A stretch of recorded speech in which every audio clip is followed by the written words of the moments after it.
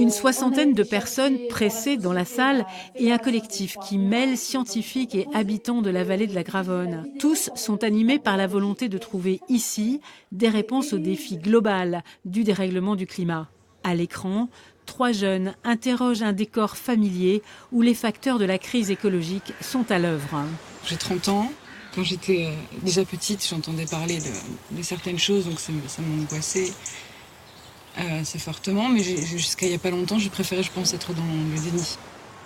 Finalement, on ne le regarde pas tellement, notre paysage. Enfin, tous les jours, on est dans la bagnole, on fait nos trucs, etc. Et finalement, quand on se pose et qu'on se dit tiens, comment on pourrait montrer telle chose, comment on pourrait montrer la pollution de la ville, où est-ce qu'on pourrait aller pour montrer ça? Et bien tout d'un coup, on regarde autrement notre environnement, notre paysage. Les réalisatrices ont capté l'inquiétude concrète des trottoirs de la ville jusqu'aux crêtes asséchées des montagnes, mais pas seulement. Il y a là aussi les moyens d'agir. Les producteurs agricoles, victimes des changements climatiques, tissent pourtant dans le territoire les réponses possibles. Mettre un visage derrière l'aliment, c'est bien une préoccupation complètement contemporaine.